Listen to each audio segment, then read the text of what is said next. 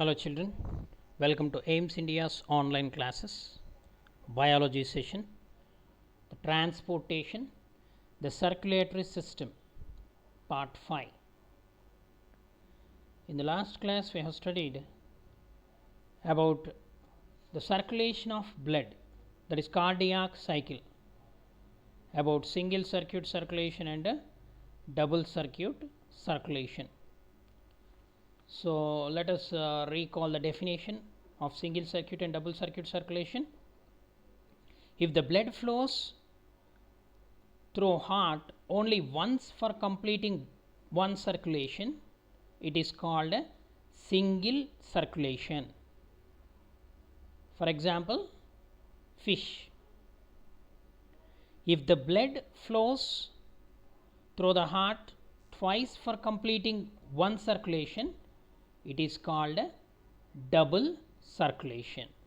The double circulation can be studied under two headings: pulmonary circulation and systemic circulation, isn't it? So, what is the circulation in human beings? Single or double? Yes, double circulation.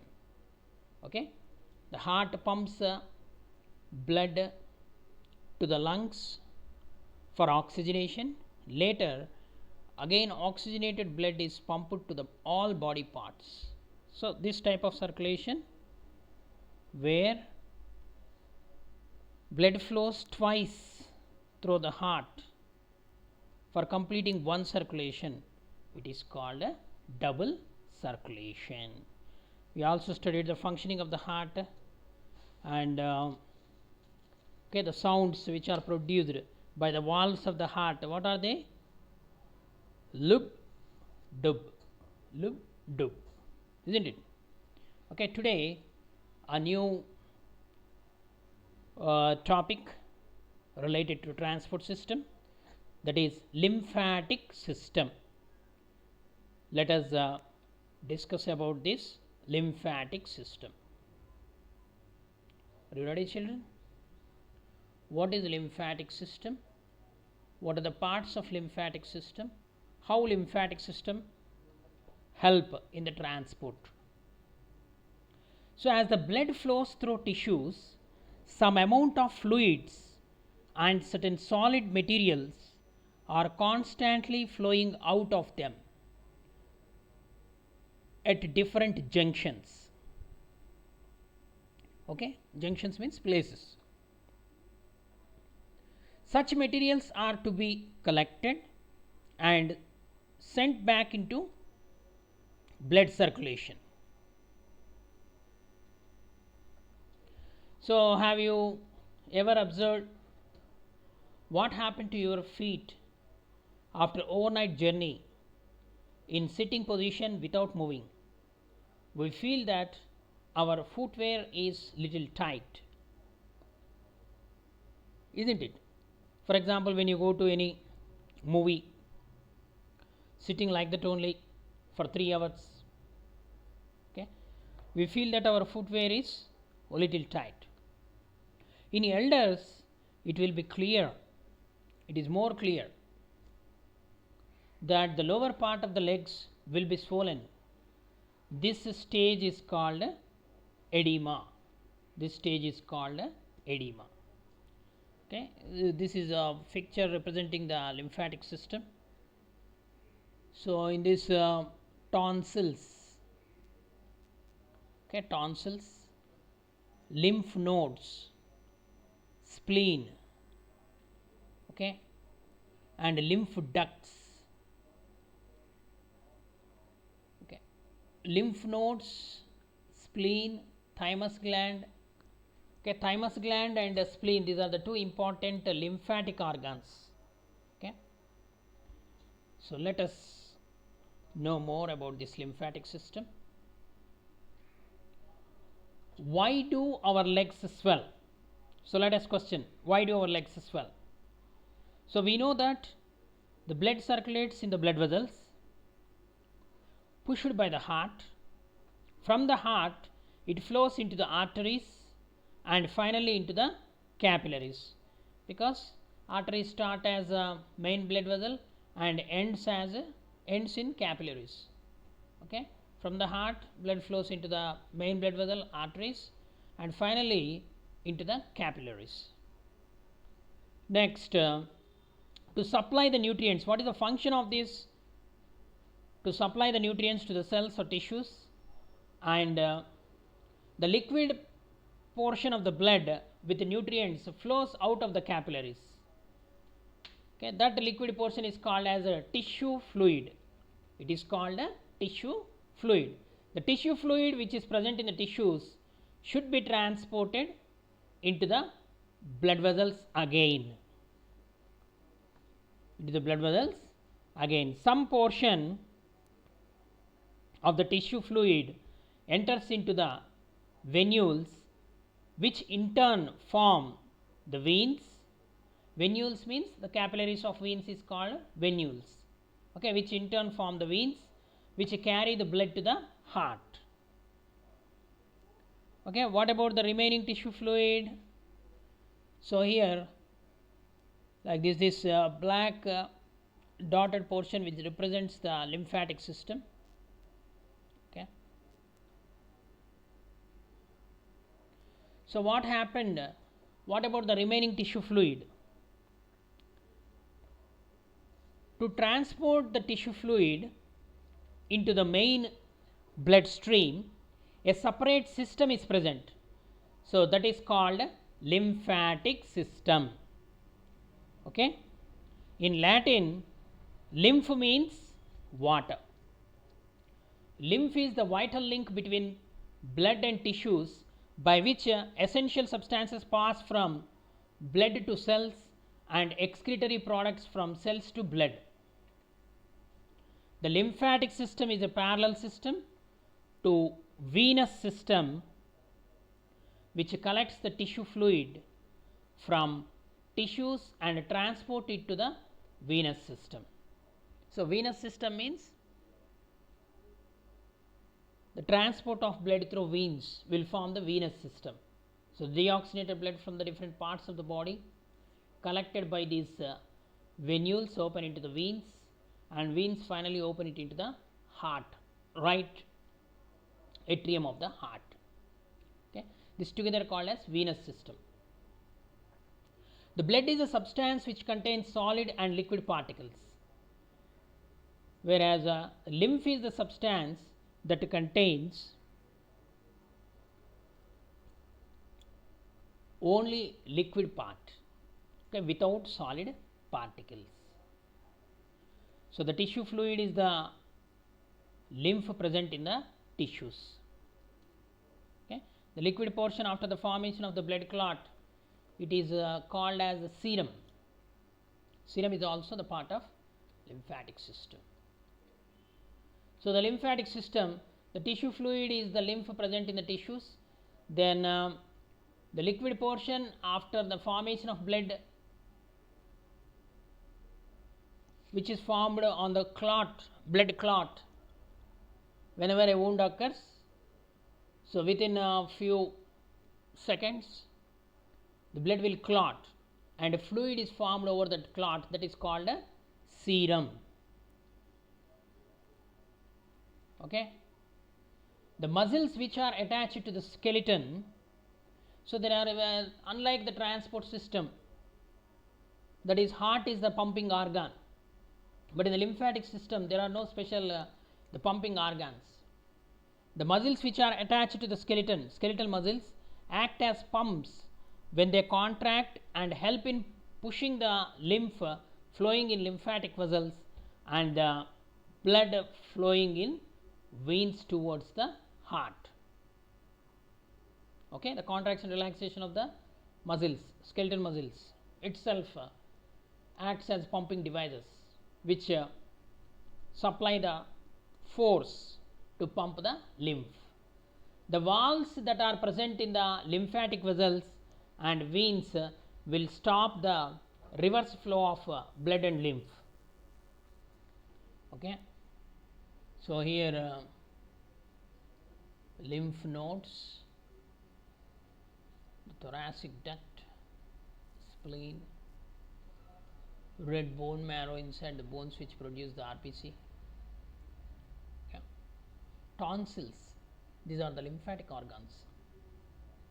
Okay. Thymus gland, it is also the lymphatic organ. These lymph vessels and lymph glands, lymph nodes are present at the folded portions of the limbs, okay, near groin region. The lymph vessels are present more. Beneath the knee region, the lymph nodes are present more. Okay. Next, this is about the briefly about the lymphatic system. Okay, we shall read about this lymphatic system and lymph circulation in detail in the higher classes. So let us go for evolution of transport system, how the circulatory system has been evolved from lower organisms to higher organisms. Let us see. In unicellular organisms, when the unicellular organisms separated themselves from the sea with the formation of a limiting membrane, the problem of transportation arose. The nature has found the solution for it by creating the microscopic ocean which has its own currents. Okay. So in unicellular organisms like amoeba, the protoplasm shows some movements, natural movements. These movements are called Brownian movements.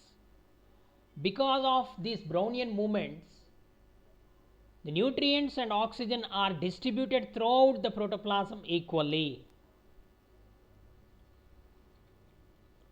So this simplest intracellular transportation system present in unicellular animals has been retained in multicellular animals including human beings. The protoplasm of any cell in our body is mobile and the protoplasmic currents exist even in the nerve cells. The multicellular animals have to develop a more complicated system for transportation of materials. A variety of materials are to be transported in the multicellular animals. So there is a separate system has to be developed. So protozoa means unicellular animals. Now parazoa, the parazoa like sponges, they use sea water for transportation. So such a natural water currents are not reliable. The sponges create their own currents by beating of flagella that are present in their body. Okay, means the natural currents of the sea is not sufficient to transport, so they use the flagella which are present inside their body. Similarly, the cnidarians, if you take, means coelentrates, more higher. The cnidarians which are better evolved than sponges, for example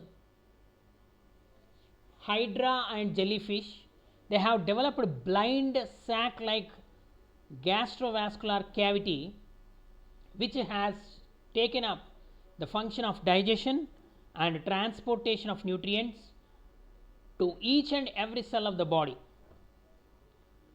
Next, in platyhelminths, for example Fasciola hepatica, liver fluke, the digestive system is highly branched and supplies digested food to all the cells directly. In these animals, the excretory system collects wastes from each cells individually, and in these organisms most of the body is occupied by digestive and excretory system. So in animals belonging to nematohelminths, the pseudocoelom has taken up the function of collection and distribution of materials. So what is coelom? A coelom is the body cavity. This coelom is present between the outer body wall and alimentary canal. So, this is the space lumen.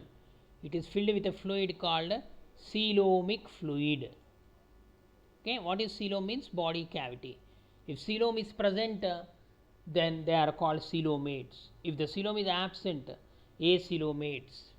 Okay, pseudocoelomates means it is not the true coelom, true body cavity. The true body cavity is formed by the breaking of the embryonic membrane. Okay. So, in elements also there is no special system of for the transport of substances. Okay. Next, further higher organisms, that is annelids. The first eucoelomates means true coelomates. They have developed a pulsatile vessel, okay, to move the fluid, and the transporting medium is blood. Okay, the blood is developed for the first time in these annelids.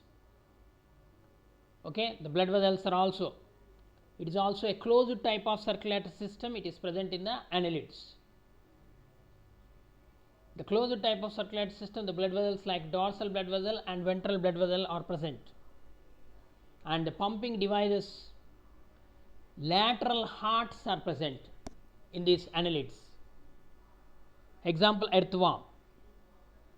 Okay, there are 8 pairs of lateral hearts are present in the earthworm, megascolex.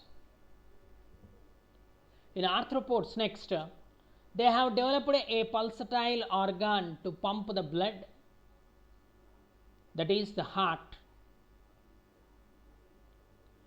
The blood, instead of flowing in blood vessels, floods the tissues, so directly supplying the nutrients to the tissues. So, oxygen is directly supplied to the tissues directly by the tracheal system, the respiratory system.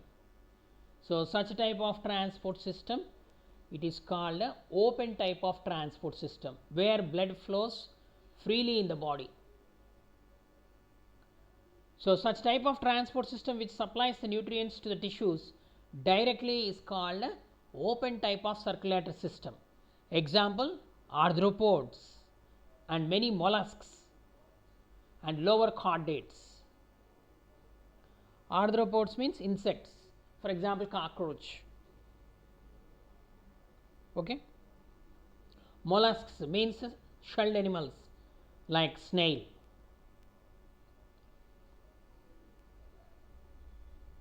Okay.